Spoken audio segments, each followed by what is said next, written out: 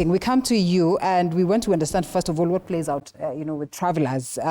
Is it forward travelers? Of course, not to get into the nitty-gritty details, but as well, Paul, when you listen to Senior speak here, are we talking of a scenario where we fall short of laws and regulations that could be good enough to govern, these matatus under Saccos, these borders under Saccos, the e-transport services under specific Saccos, such that it has to be about code of conduct? And should we have a standard code of conduct or every Sacco with its own? Thank you.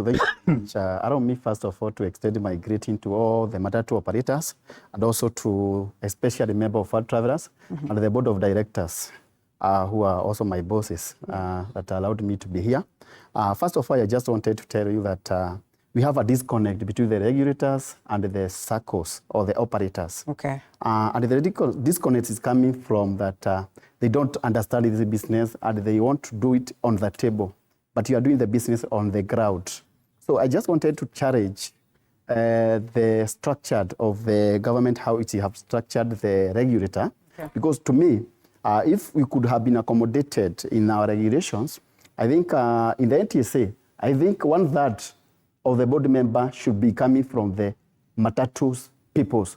At least they could have been informing the regulators about the groundwork of the matatu industry. Yeah. The other thing is that I believe that, and I can attest to that, the NTSA, it happened to be punitive to the major Saccos.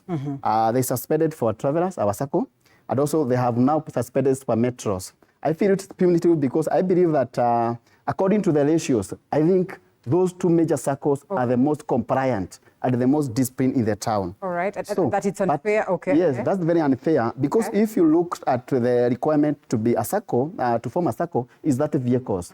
If those that vehicles happen to be one causing an accident, they assume is one vehicle. Okay. If for travelers, out of 500 vehicles, have three accidents, is something to do with less than 5%. If one vehicle of that vehicle's Sacco do an accident, they will assume that this is one. For travelers, they will assume is this is three. Okay. They don't categorize the Sacco according to the fleet of the vehicles. All right. And what I wanted to request and urge the NTSA or the regulators, they need to classify the Saccos with tires. Okay.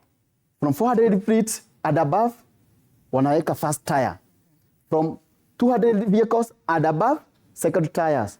From 50 vehicles to 200, third tires. How will this assist in addressing what we... So, okay, I'm assessing this because what they are doing, as much as they are saying they are regulating, I think they are responding to the public outcry. They are responding to the emotion of the public to show them that they are there working. But they are not there working. Suppose that the public emotion is, is not necessary at this very point. Okay, because the public that interacts with these vehicles that you talk about, with these drivers, with these stakeholders, don't you think it would be important that the public gets the confidence or is assured that indeed you are in safe hands when it comes to using public transport? Very, very important. But they need to let public or member of the public understand that this one is one of the most compliant Sacco or operator or companies. Do we need to be told, is it not going to be common sense when we are engaging or when we are using this particular... It is common sense. That we actually do not need to be told. We can see that, all is well with this particular Sacco. When I get into this matatu, I'm always treated well. When I use this vehicle, there's a level of comfort and security. Should it not be automatic? It is an automatic thing. And I believe that the member of public, even if you ask them today, they'll tell you, for travelers, it's the best Sacco. Super Metro is the best Sacco.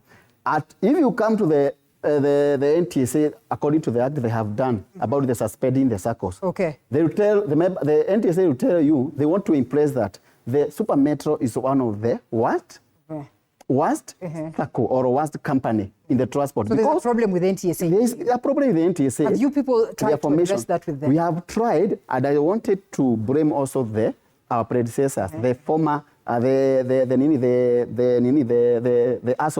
association headed by Mr. Karagasha and his team. Because actually, from the former government, they used to be accommodated very well. Currently, government is not accommodative. And they used to be given a very good platform with the president.